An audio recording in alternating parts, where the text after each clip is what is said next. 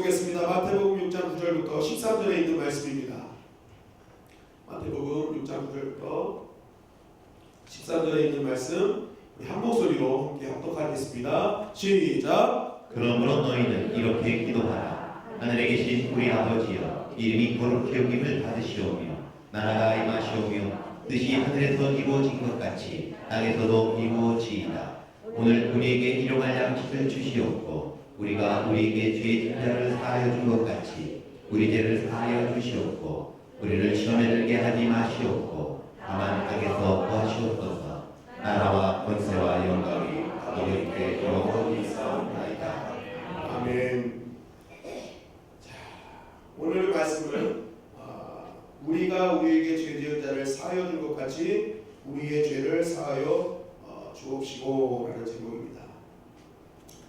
우리는 지난주 주기도문의 말씀을 통해서 어떤 말씀을 들으셨어요? 어떤 말씀? 일용할 양식을 주시오. 일용할 양식에 대해서 말씀을 들었습니다. 우리가 일용할 양식을 통해서 깨달을 수 있었던 주님의 마음, 주님의 그런 어떤 소망, 주님의 어떤 신앙 이건 무엇이었습니까? 첫째로는 신앙의 균형과 순서는 중요하다. 신앙의 균형과 순서가 굉장히 중요하다는 것을 말씀드렸습니다. 무슨 말이냐면 우리가 사실 신앙생활하면서 힘든 것들이 무엇입니까? 사실 우리가 기도할 때 힘든 것이 이 땅의 것을 구하는 것이 굉장히 좀 죄스럽게 느껴질 때가 있습니다. 왠지 뭔가 내가 이걸 구하는 게 맞는 건가라고 이렇게 생각할 때가 많이 있죠.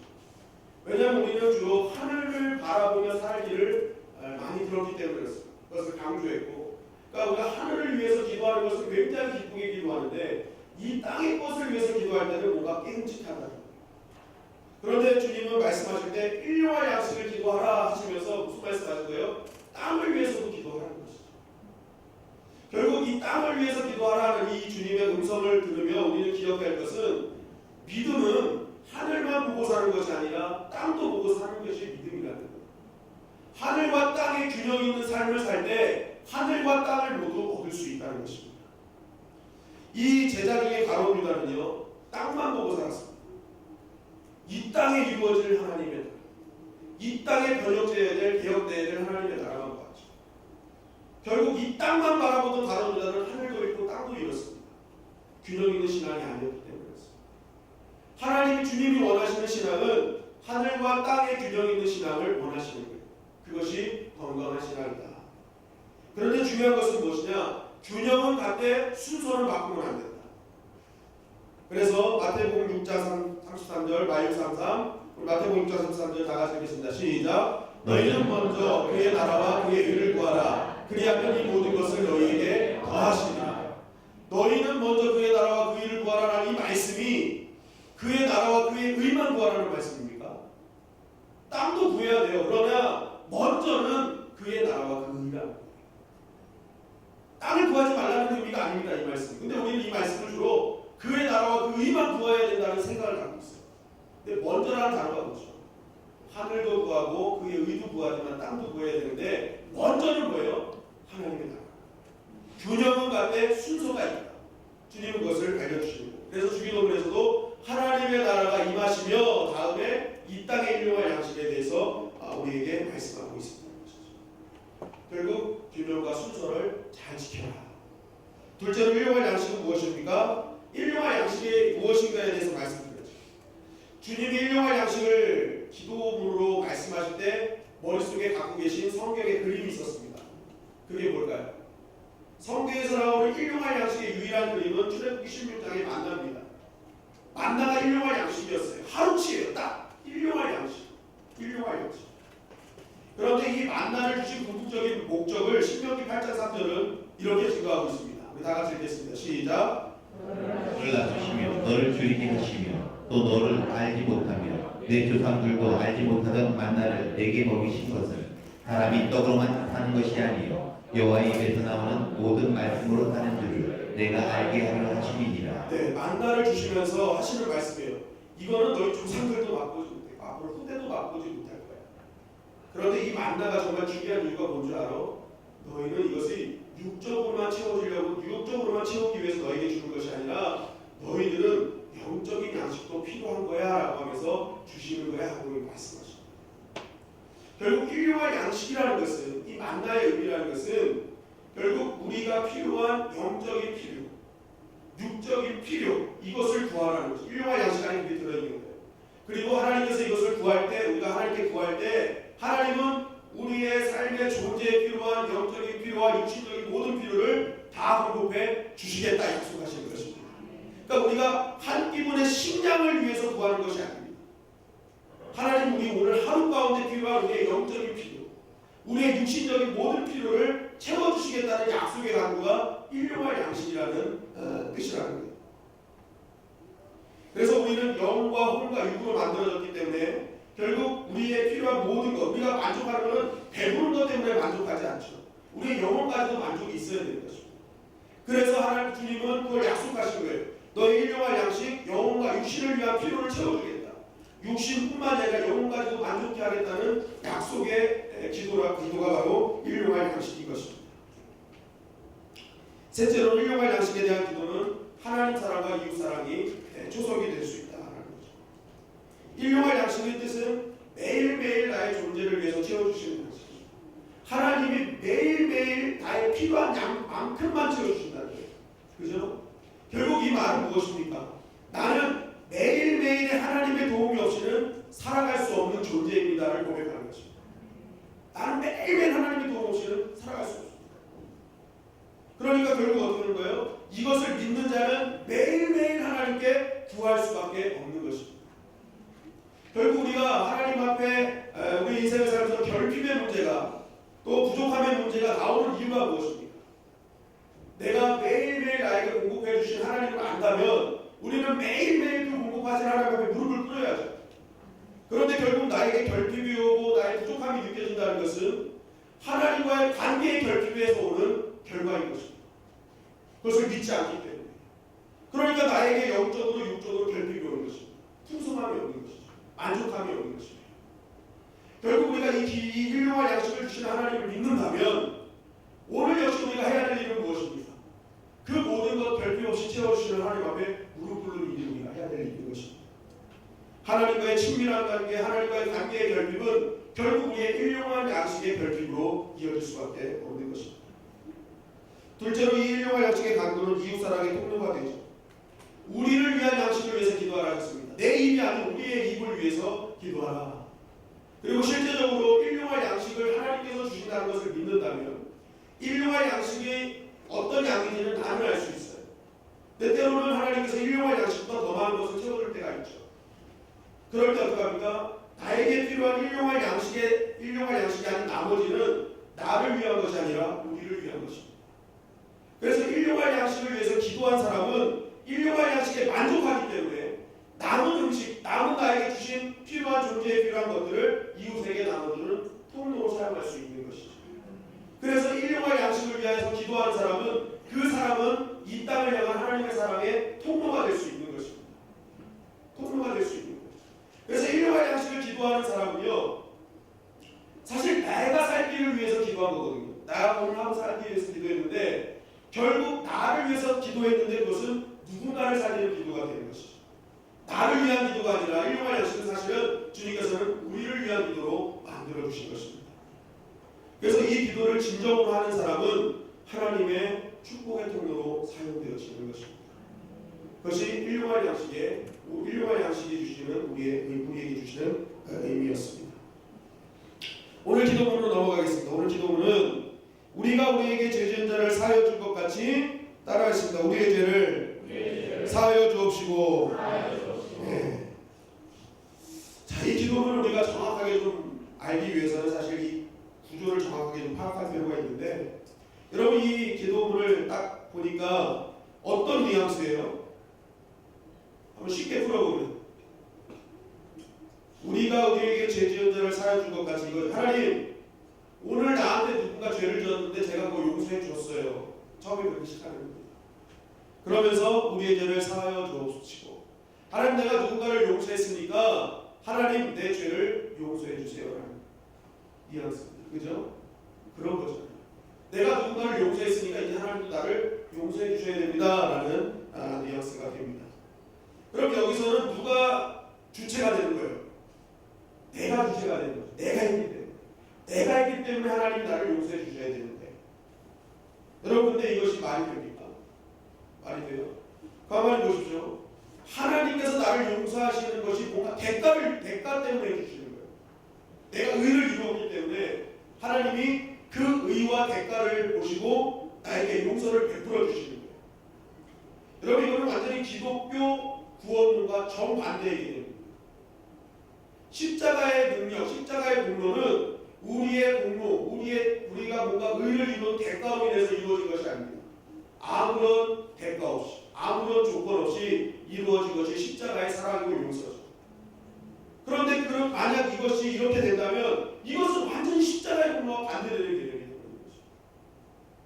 그래서 우리가 이 부분을 정확하게 알아야 되는데, 그래서 사실은 헬라어 원문에 보면은 사실은 이것이 반대로 되어 있습니다. 우리 죄를 사하여 주옵시고 우리가 우리에게 죄진 자를 사하게 하여 주시옵소서. 하나님, 내가 하나님께 용서받았사오니 이제는 내가 누군가를 용서하는 자로 살게 하여 주시옵소서. 이게 바른 것입니다. 하나님이 나를 이미 용서해 주셨어요. 그러니까 그 용서함이 너무나 감사해서 나는 이제 누군가를 용서하는 삶으로 결단하겠습니다라는 그 결단이 바로 오늘 본문의 핵심인 것입니다. 그리고 또 한 가지, 나는 하나님의 용서 없이는 살아갈 수 없는 존재임을 이 기도문을 통해서 우리에게 알려주시는 것입니다. 자, 그러면 이 기도문을 딱 읽어드리면 이제 어떤 분은 그러십니다. 목사님, 제가 일평생 살면서 저 그렇게 많은 죄 짓지 않았는데, 저 그렇게 죽을 죄 짓은 적이 없는데. 제가 아는 어떤 분도 그랬습니다. 나는 정말 일평생 도덕적으로 너무나 깨끗하게 삽니다. 나 같은 사람이 죽어서 지옥 가면 그거 말도 안 된다라고 얘기하시는 분도 있었어요.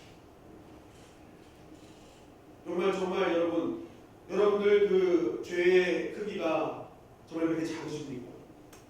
여러분 그렇다면 여러분들 이런 생각을 갖고 있을 때 여러분 두 가지를 생각하셔야 됩니다. 첫째는 죄의 깊이와 넓이의 형량의 판단 기준은 나에게 있지 않다. 이것을 꼭 아셔야 됩니다. 나에게. 사실 우리는 죄의 행위들을 우리의 죄의 크기에 따라서 우리는 형벌을 판단하죠. 예를 들어서 내가 누군가를 밀어 제낀 것과 때린 것과 살인한 것은 죄의 크기가 다 다릅니다. 그래서 형벌도 다 다르게 되어 있습니다. 그죠? 그게 사실은 죄의 모습입니다. 그런데 또 다른 죄의 형벌이 있어요. 뭐냐면 내가 누군가를 때리고 밀고 이런 크기가 중요한 것이 아니라 그 피해를 당한 당사자가 결정하는 죄의 유무가 있다. 그게 뭐냐면 예를 들면 이렇습니다. 우리가 로마 제국에 이제 들어갔다고 생각해 보죠. 로마 제국. 그러면 거기에 이제 황제가 있지 않습니까? 황제가 딱 있어요. 황제의 의자가 딱 너무너무 멋있잖아요. 그래서 황제가 잠깐 자리를 비운 사이에 누군가 가서 황제의 의자에 한번 앉아봤습니다. 조용히 몰래 아무도 없다고 생각하고. 그런데 마침 황제가 그 자리에 앉아있다가 일어나는 그 사람을 발견했어요. 그러면 황제는 그 사람에게 어떤 처벌을 내릴까요? 황제의 자리를 넘은 겁니다. 황제의 자리를 넘은 거예요. 그러면 그 사람은 뭡니까? 사형이에요. 100% 사형입니다. 황제의 자리를 넘은 죄.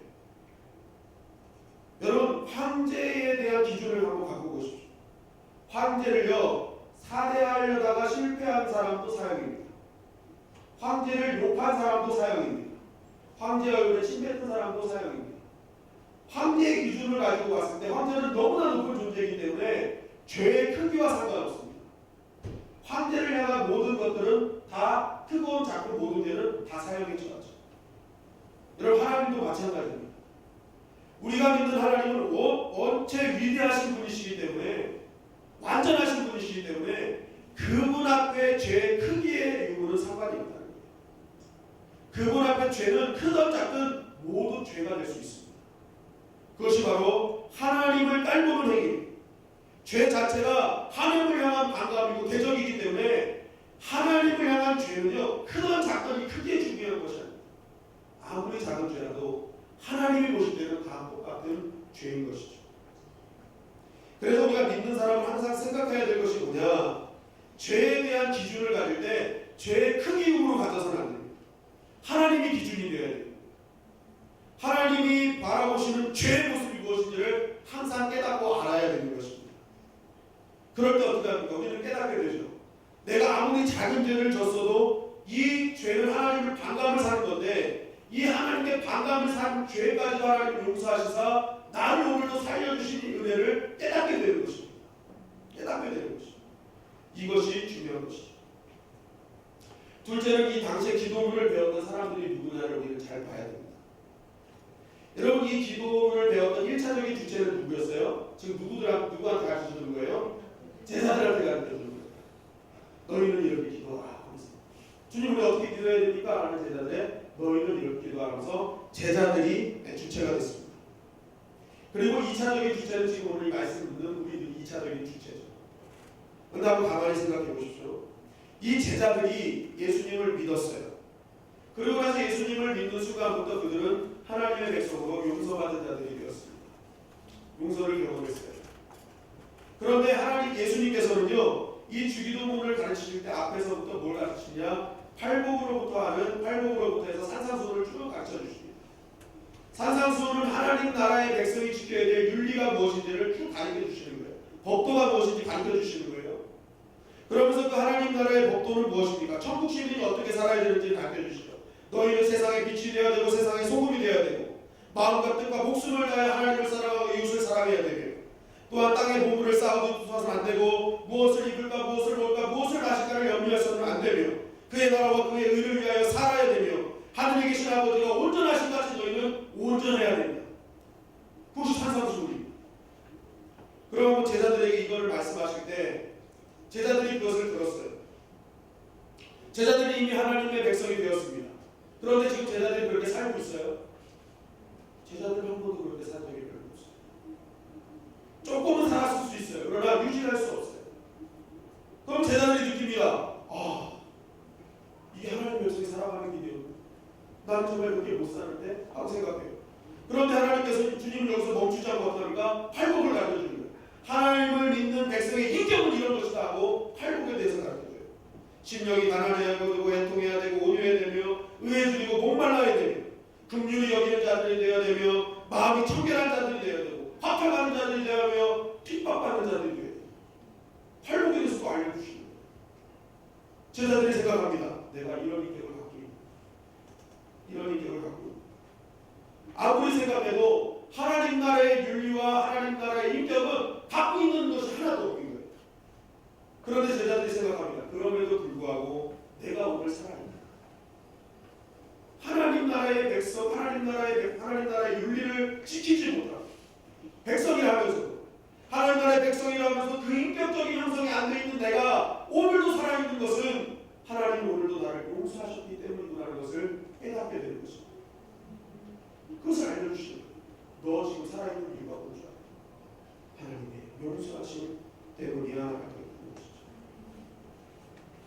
마찬가지입니다. 오늘 우리가 산상수훈을 읽고 팔복을 깨달으면서 하나님 나라의 윤리와 하나님 나라의 인격을 우리가 경험하게 됩니다. 알게 됩니다. 여러분 오늘 하루 그렇게 사셨습니까? 그것을 지키려고 노력이라도 하셨습니까? 저도 안 했어요. 저도 막 살았어요. 그럼에도 불구하고 우리는 이렇게 주님의 성전에서 아름답게 주님을 찬양하고 예배드리고 있습니다. 무엇 때문입니까? 하나님의 용서 때문입니다. 오늘도 나를 용서하셨기에 우리도 이 자리에 나와서 오늘 우리가 마음껏 찬양하고 예배드릴 수 있는 것입니다. 결국 주님께서 이 말씀을 이 기도문을 우리에게 주시면서 우리의 현실을 자각하라는 거예요. 너가 지금 살아있는 이유? 너가 그냥 잘나서 아니다. 너 지금 하는 게 용서받아서 살아있는 것이다.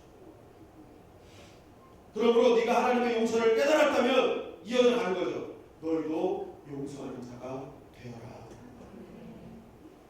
용서받을 수 없는 존재이며 실상 그런 용서로 살아갈 수밖에 없는 너희 존재가 정말 너희가 그렇게 살아가니까 너희는 그것으로 만족하지 말고 이제는 그 은혜를 가지고 다른 일을 용서해야 될 것이다. 그러면서 나온 것이 마태복음 18장 21절에 나오는 1만 달란트의 비유죠. 1만 달란트의 비유. 1만 달란트를 탕감받았으니 너는 100데나리온의 그 빚진 자를 탕감해 줘야 되는데 그것을 하지 않았죠. 용서해 줘야 돼요. 탕감받았으면 용서해 줘야죠. 이 유대인들은요 죄에 대한 개념을 빚이라는 개념, 어떤 채무의 개념으로 봤습니다. 항상 관습적으로. 그래서 마태복음 유대인들에게 쓴 거잖아요. 그래가지고 이 일반 달걀의 비유가 나온 겁니다. 그러니까 이 빚은요 죄 용서와 다른 거 똑같은 거예요. 유대인들이 그랬을 때 죄가 용서됐구나라는 거예요. 빚이라는 단어지만, 그러니까 일반 달걀 뒤에 그런 죄, 큰 죄라는 거예요. 너 큰 죄인이야. 그런데 너 큰 죄를 용서받았어. 그런데 너는 작은 죄도 용서 못해? 너 그거 다 갚을 때까지 너 감옥에 들어가. 주님 말씀하시죠. 그러면서 마태복음 18장 22절을 통해 이렇게 말씀하시는 것입니다. 우리 한번 다 같이 읽어보겠습니다. 시작. 예수께서 이르시되 내게 이르노니 7번뿐 아니라 7번을 70번까지라도 할지니라. 네, 7번을 70번까지라도 할지니라.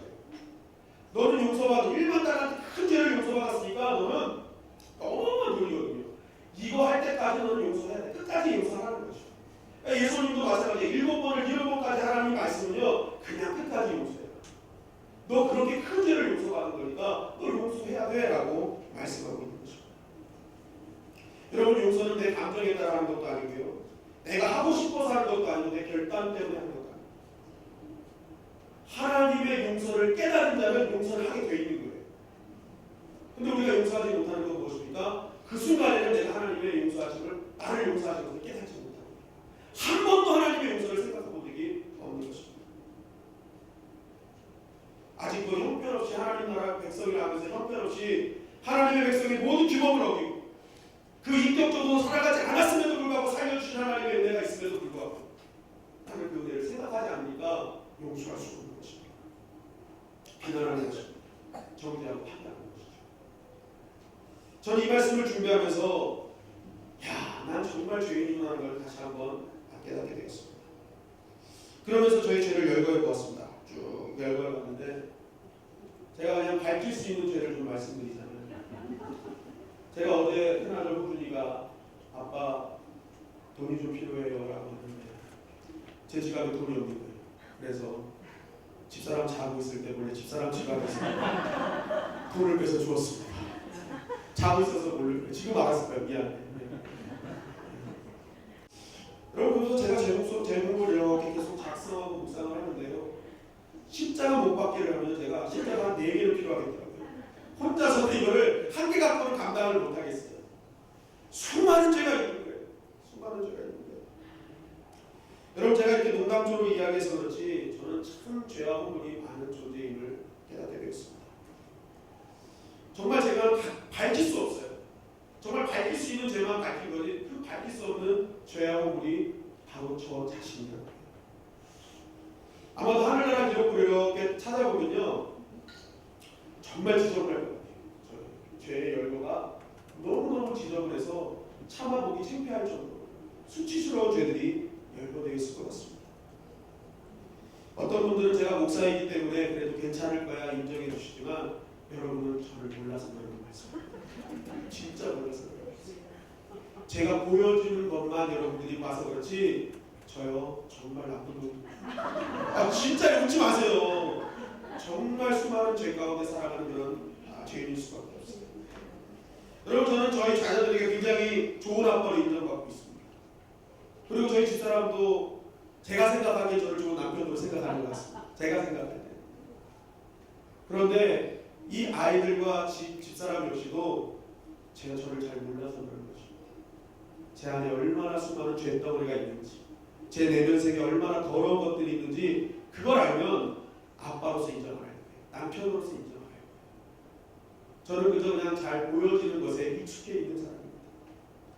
그러니까 저는 이런 죄인이에요. 죄인. 이런 걸 묵상하니까 제가 너무너무 제가 너무 불쌍하고 정말 난 죽을 수밖에 없는 거구나라는 것을 깨닫게 됩니다. 그럼에도 불구하고 제가 한 가지 감사한 것은, 제가 그렇게 많은 수많은 죄를 짓고 현재에도 그렇게 수많은 죄 가운데 있지만 내가 오늘 이 자리에 설 수 있는 것은 하나님의 속죄의 은혜가 있었기 때문이구나 하는 것을 깨닫게 됩니다. 어느 것 하나 하나님의 은혜가 없는 것이 없어요. 내가 가정을 꾸리고 자녀를 갖고 이렇게 아름다운 가정을 꾸리며 살아가는 건 하나님의 은혜였어요. 내가 목사가 되고 좋은 교회에서 좋은 성도님 만나서 이렇게 목회를 할 수 있는 것 역시도 하나님의 은혜였습니다. 그분의 용서 없이는 난 이 자리에 설 수 없었어요. 내가 어디서든지 건강하게 나의 삶에 영위할 수 있는 것조차도 다 하나님의 은혜였습니다. 나는 하나님의 산상수훈을 지킨 적도 없고요, 하나님의 팔복을 지켜나간 적도 없었습니다. 정말 아무것도 지킨 적이 없는 이 자신을 오늘도 용서하시사 오늘도 나를 이 자리에 세워주셨습니다. 저는 그 속죄의 은총을 알기에, 나를 용서하신 그 은혜를 알기에 나는 결단했습니다. 이제 나에게 어떤 사람이 죄를 짓더라도, 나를 힘들게 하더라도 나는 용서합니다. 나는 용서받은 자이기 때문에 내가 무슨 자격으로 그들을 정죄하고 비판하고 그들을 판단할 수 있겠는가.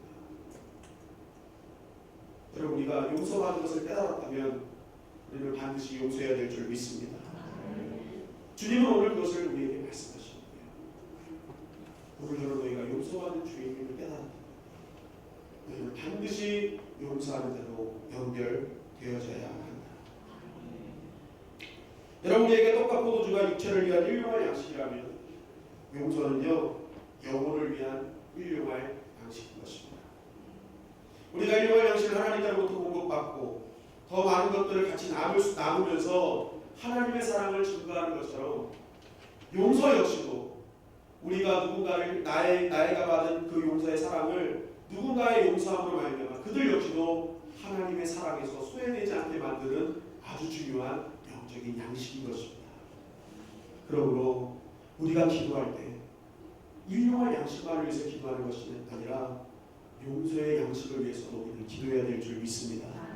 우리 주님의 영광교회가 정말로 오늘도 용서하신 그 하나님의 은혜를 깨닫고 있다면, 정말 죽을 수밖에 없는 자인데 오늘도 하나님 용서하셔서 이 자리에 나와서 함께 호흡하며 찬양하며 예배드리는 것에 감사함이 있다면, 그것이 은혜로 여겨진다면 오늘 우리는 반드시 나에 대한 누군가를 향한 용서로 연결되어져야 됩니다.